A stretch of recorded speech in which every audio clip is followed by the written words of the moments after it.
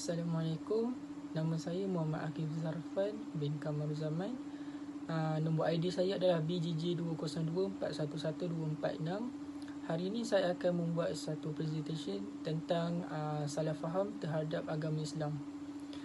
Pengenalan kepada salah faham terhadap Islam adalah telah wujud sekian lama sama ada di kalangan orang bukan Islam maupun orang Islam sendiri. Maka berlakulah pententangan sepanjang zaman akibat daripada salah faham ini. Ada juga yang menganggap kehidupan beragama itu sebagai penghalang kepada kemajuan. Ada pula yang menganggap keganasan yang berlaku serata tempat itu berkait rapat dengan Islam. Seperti peristiwa keruntuhan Menara Pusat Perdagangan Dunia di New York pada 11 September tahun 2001. Yang kedua adalah keunggulan Islam tidak lagi terselah dari segi ilmiah dan juga amaliyahnya. Umat Islam menjadi sasaran curiga dan kebencian di mana-mana sahaja.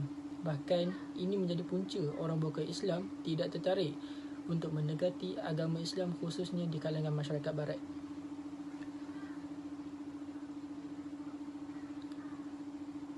Definisi salah faham di kalangan umat Islam. Menurut Baharun tahun 2007, Kamus Dewan edisi keempat pada tahun 2007, salah faham bermaksud tidak mengerti hal yang sebenarnya atau silap mengerti atau menyalahertikan sesuatu.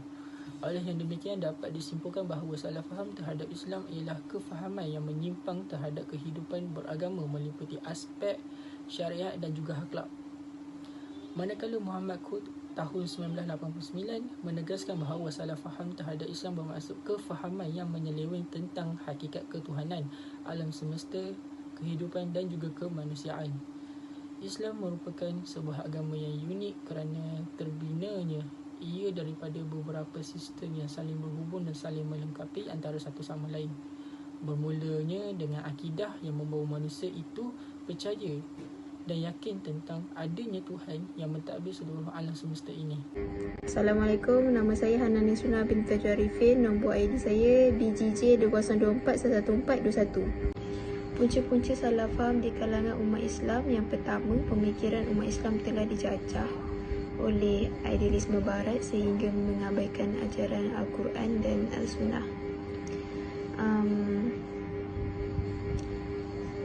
Contohnya macam zaman sekarang masyarakat lebih fokus dekat harta dan kebendaan. Diorang lagi senang dengan idea sekularisme yang memisahkan antara kehidupan dan agama. Lepas tu zaman sekarang generasi Y, Z dengan Alpha dah mula menerima amalan lesbian, gay, bisexual, transgender, LGBT tu yang memberi kesan kepada institusi kekeluargaan. Okey, punca benda ni terjadi bukan sebab peraturan dan perundangan Islam, tapi punca ni sebab meminggirkan ajaran Islam dalam kehidupan. So jadi kebanyakan umat Islam sekarang hanyalah Islam pada nama saja, bukan Islam yang bertunjangkan dalam hati dan terjemahan amalan soleh, kecuali sesiapa yang dirahmati Allah SWT, dan bilangan mereka amat sedikit sekali. So, punca nombor 2 pula mengekalkan sistem pendidikan sekular, contohnya kejuruteraan, psikologi, sosiologi, biologi, astronomi, fizik, kimia, matematik, ekonomi dan perubatan. Benda ni menyebabkan nilai dan pandangan hidup masyarakat Islam kini terhadap kehidupan, agama, kepercayaan dan keyakinan terhadap kekuatan Islam telah dipesongkan supaya manusia sentiasa mengagungkan kemampuan barat. Okey, punca nombor 3 wujud golongan yang beragama Islam adalah ajaran berbentuk ritual dan petikan akhirat saja. Anggapan sesetengah umat Islam terhadap kehidupan beragama hanyalah semata-mata untuk beribadah seperti solat dan berpuasa tanpa perlu berusaha demi kemajuan hidup di dunia. Sedangkan dalam Islam, Islam ajar kita patut seimbangkan antara kehidupan duniawi dan ukhrawi agar kita tergolong dalam orang-orang yang beruntung. Okey, punca nombor 4 pula iaitu kejahilan. Kejahilan ni jadi punca sebab salah faham di kalangan Islam terhadap ajaran Islam yang sebenar. Benda ni boleh berlaku apabila seseorang yang menimba ilmu itu bukan dari sumber yang sah, iaitu Al-Quran dan As-Sunnah.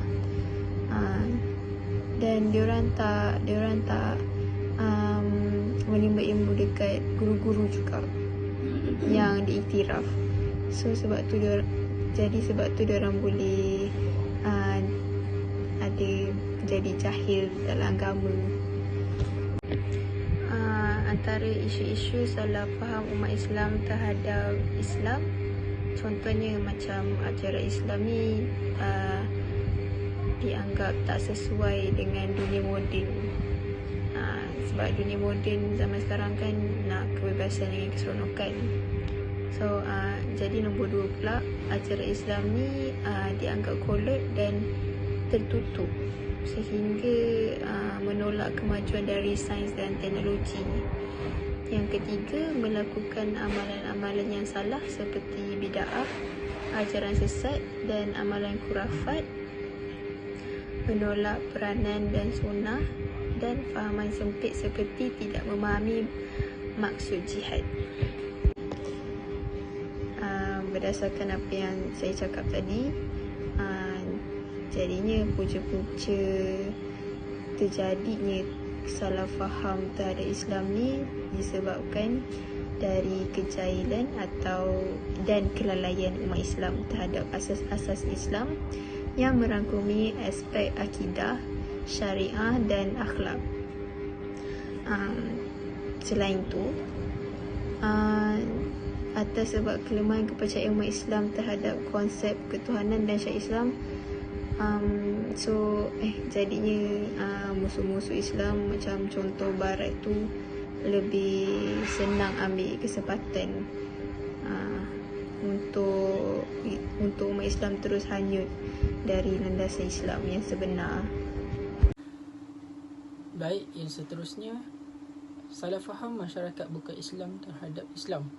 Islam adalah agama yang paling disalahertikan oleh masyarakat bukan Islam, khususnya di Barat. Sorotan kajian oleh Muhammad Yusof Othman Balwi pada tahun 2013.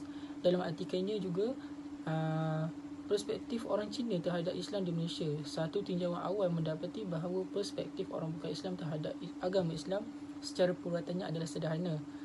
Perspektif negatif seperti stereotip, prejudis dan juga diskriminasi dalam konteks ekonomi, politik dan sosial ini telah melebarkan jurang hubungan kaum dan sekaligus mewujudkan salah faham terhadap agama Islam. Antara isu yang menjadi kekeliruan dalam kalangan orang bukan Islam terhadap agama Islam, yang pertama, Islam tidak boleh bertolak ansur kepada agama-agama lain. Di Malaysia, Islam merupakan agama rasmi sejak merdeka, namun begitu persepsi masyarakat bukan Islam masih negatif terhadap agama Islam. Hal ini bermula selepas dasar Islamisasi yang diperkenalkan oleh Tun Dr. Mahathir pada akhir tahun 1980-an, yang telah melahirkan Universiti Islam, sistem kewangan Islam dan perbankan Islam, insurans berasaskan Islam iaitu takaful, dan beberapa agensi kerajaan yang telah ditubuhkan. Yang kedua adalah isu jihad dan keganasan. Orang bukan Islam memahami jihad dengan erti kata membunuh demi Tuhan ekoran daripada peristiwa-peristiwa keganasan yang berlaku di serata tempat yang mengaitkan Muslim dan jihad dalam Islam. Pemahaman ini telah jelas bertentangan dengan maksud jihad yang sebenar, iaitu berusaha keras atau berjuang bersungguh-sungguh untuk mencapai sesuatu matlamat. Jihad dalam Islam mempunyai pengertian yang luas, bukan semata-mata dengan menggunakan mata pedang, malah ianya meliputi jihad melawan nafsu, iaitu dikategorikan sebagai jihad yang paling agung melanggar batas syariat, jihad menentang golongan munafik dan jihad menentang kemungkaran dan kezaliman. Yang seterusnya, isu yang ketiga. Isu yang ketiga adalah hak wanita Islam seperti emansipasi wanita, iaitu hak-hak persamaan wanita dan lelaki dalam bidang sosial, politik, isu poligami dan menutup aurat yang dikatakan sebagai satu penindasan terhadap kaum wanita, sedangkan di sebalik perintah menutup aurat itu terdapat hikmah yang tersembunyi, iaitu menjaga kehormatan dan keselamatan wanita. Yang keempat adalah hukum Islam seperti hukum hudud, hukum jenayah yang dianggap zalim dan kejam. Isu yang kelima adalah isu Islam itu adalah pengganas. Ini merupakan salah faham yang paling terbesar di kalangan masyarakat bukan Islam. Disemarakkan lagi oleh momokan dari media massa dan elektronik serta stereotip barat, khususnya menambahkan lagi cala terhadap imej agama Islam. Contohnya seperti kisah perjuangan orang-orang Islam di Palestin dan Rohingya apabila terdapat orang awam Muslim yang membuat tembakan balas sebagai tindakan mempertahankan diri dianggap sebagai ganas dalam Islam itu sendiri. Yang terakhir adalah isu yang membabitkan insiden negatif seperti murtad dan pengislaman orang yang bukan Islam, memberi kesan yang buruk terhadap agama Islam. Ini kerana proses de-Islamization, iaitu proses penghakisan iman menurut Zulkifli pada tahun 2002 yang berlaku menerusi pelbagai media massa seperti televisyen, internet dan majalah, yang juga menghidangkan penonton dengan pelbagai nilai negatif yang bertentangan dengan syariat Islam seperti bercumbu, berpelukan bagi bukan mahram, mendedahkan aurat bagi wanita maupun lelaki, dengan berzina, minum arak, keganasan yang melampau, juga pelbagai unsur tahyul yang jelas bertentangan dengan nilai Islam. Seterusnya, ekstremisme dalam beragama. Fenomena ekstremisme dalam beragama bukanlah sesuatu hal yang baru. Malah ianya dapat dikesan sejak dari zaman awal Islam, iaitu zaman Rasulullah SAW, seperti mana Abdul Rahim Ramli, Abdul Razak dan Kahal pada tahun 2016 dalam artikelnya Ekstremisme Islam di Alam Melayu menyatakan bahawa kita dapat mengesan beberapa peristiwa yang mempunyai elemen hulu yang dikata lainkan ekstrim. Ini dalam sejarah awal Islam, antaranya kisah Zul Khuwaisirah yang mengherdik Rasulullah kerana tidak berpuas hati dengan cara pembahagian harta rampasan perang Hunain. Baginda telah memberikan 100 ekor unta kepada Aqra bin Habis dan Uyainah bin Harith, manakala beberapa orang daripada tokoh Quraisy dan ketua suku Arab mendapat lebih banyak berbanding yang lain. Justru Khuwairisah dengan marah berkata kepada Rasulullah SAW, "Demi Allah, ini adalah pembahagian yang tidak adil dan tidak mengharapkan wajah Allah." Lalu Rasulullah SAW bersabda, "Setelah mendengar kata-kata ini, siapakah yang akan berbuat adil jika Allah dan Rasul tidak berbuat adil?" Yang kedua adalah kisah 3 orang sahabat Rasulullah yang bertekad ingin mengerjakan ibadah secara melampau mengatasi ibadat Rasulullah SAW. Mereka berkata, "Maka aku akan solat malam dan tidak akan tidur." Kedua, "Adapun aku, maka aku akan berpuasa sepanjang hari dan tidak akan berbuka." Dan orang yang ketiga berkata, "Sedangkan aku tidak menikah selama-lamanya." Justru Rasulullah SAW bersabda, "Sedangkan aku, maka aku solat malam dan tidur, berpuasa dan berbuka dan menikahi wanita. Barang siapa yang membenci sunnahku, maka ia akan bukan dari golonganku." Maksud ataupun pengertian bagi ekstremisme ekstremisme menurut Kamus Dewan edisi keempat pada tahun 2005 bermaksud fahaman, sikap atau perlakuan yang ekstrim. Manakala Ibn Taymiyah berpendapat ekstremisme bererti melampaui batas dengan menambah sesuatu sama ada memuji ataupun mengeji lebih daripada berhak diterima dan sebagainya. Ibnu Hajar menakrifkan sebagai berlebih-lebihan dalam sesuatu dan memperketat dengan melampaui batas.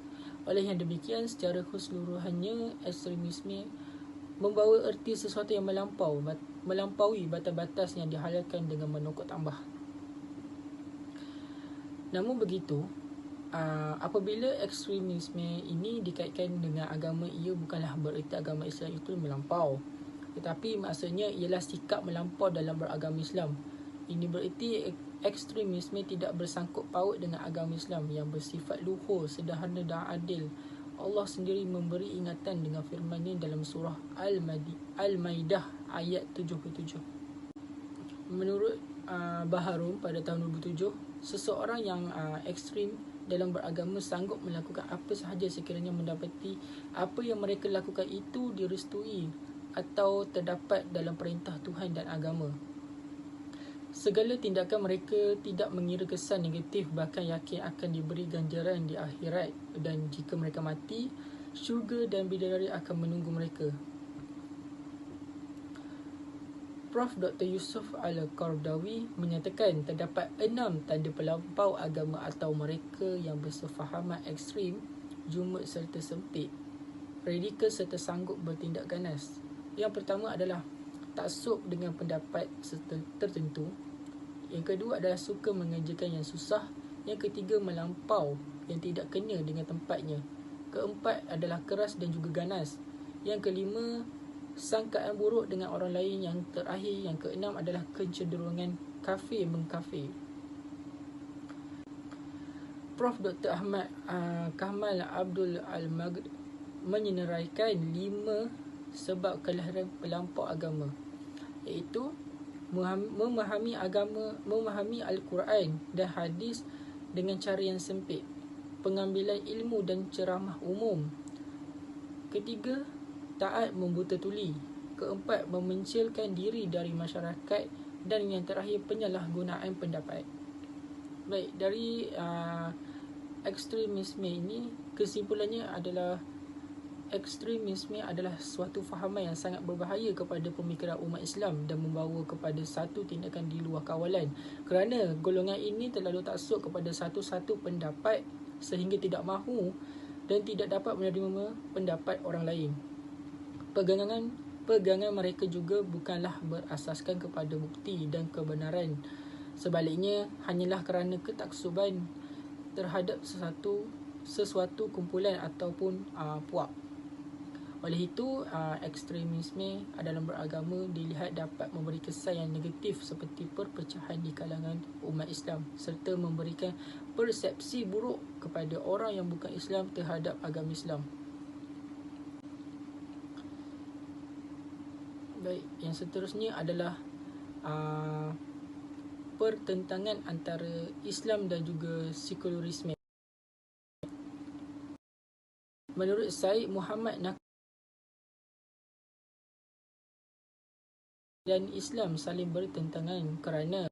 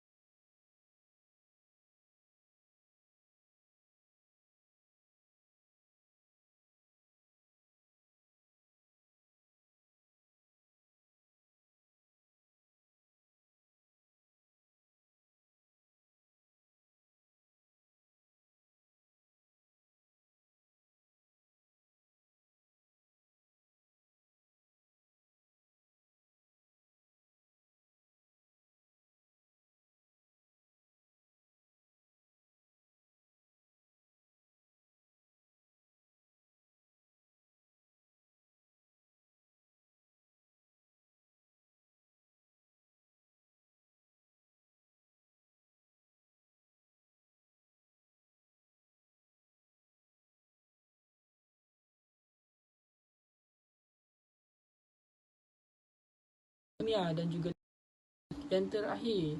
Prinsip sekularisme adalah tidak perlu dirujuk kepada dasar-dasar lain seperti agama dan juga wahyu. Dalam mencapai ilmu, fikiran dan berpengalaman, sumber utamanya ialah akal.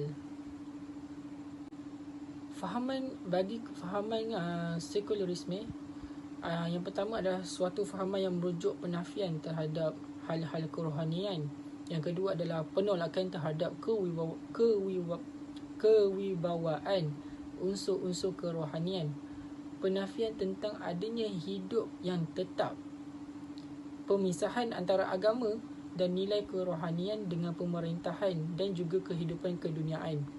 Kekuasaan sebagai kebebasan mutlak untuk merencana dan menyusun dasar hidup manusia, seterusnya melaksanakannya sendiri tanpa apa-apa pergantungan dan hubung kait dengan Tuhan. Terakhir adalah gereja dan institusi agamanya terbatas kepada perkara-perkara yang ialah ketuhanan sahaja.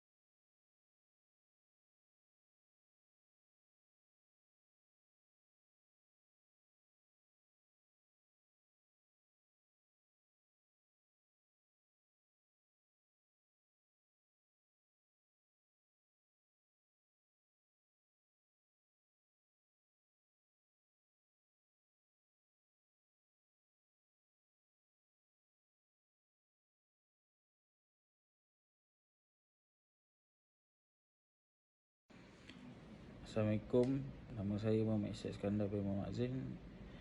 ID pelajar saya BUJ 20241064. Okey, fahaman pluralisme. Yang pertama, Islam menolak fahaman pluralisme. Agama yang mendakwakan semua agama adalah sama baik dan sama benar. Yang kedua, hanya ada satu agama yang memiliki wahyu yang lengkap dan sempurna, iaitu Islam. Rujuk surah Al-Ma'idah. Ketiga, Islam mengiktiraf bahawa masih terdapat hakikat, kebenaran, kebaikan dan keindahan etika yang terkandung dalam agama-agama yang selainnya. Islam melarang sikap yang menjadikan agama sebagai bahan ejekan dan bahan permainan. Islam juga sentiasa mengalu-alukan sikap saksama, jujur dan berintegriti walau dari mana pun asalnya. Kebaikan dan keindahan etika ini seharusnya digembleng untuk menjulang masyarakat Malaysia ke arah yang lebih baik. Yang keempat, perpaduan rakyat perlu dipupuk dengan cara mengelakkan keunikan tradisi agama masing-masing sambil menggalakkan sikap saling bermuhibah, saling berbelas kasihan dan saling berkasih sayang sebagai bersaudara sesama jiran dan saudara sesama manusia berasal daripada jiwa yang satu walaupun menganut agama yang berbeza. Kelima, isu antara penganut agama perlu diselesaikan dengan seadil-adilnya secara saksama dan dalam semangat saling menghormati terhadap lunas-lunas agama. Okey, kesimpulannya, kejayaan membetulkan salah faham terhadap Islam banyak bergantung kepada faktor umat Islam sendiri. Kitalah yang mesti memastikan Islam tidak disalahfahamkan lagi, baik dari segi ilmiahnya maupun dari segi amaliyahnya. Malah kita sendiri mesti menjadikan bukti akan kesempurnaan dan kebenaran Islam di dalam kehidupan sehari-hari. Kita berharap salah faham terhadap Islam dapat diatasi. Justru umat Islam punya agenda besar untuk dihadapi dalam era globalisasi ini. Cabaran untuk meningkatkan keberkesanan dan kecekapan dalam bidang kepimpinan, pengurusan dan pentadbiran perlu dihadapi dengan ilmu, iman dan keterampilan dalam pelbagai bidang.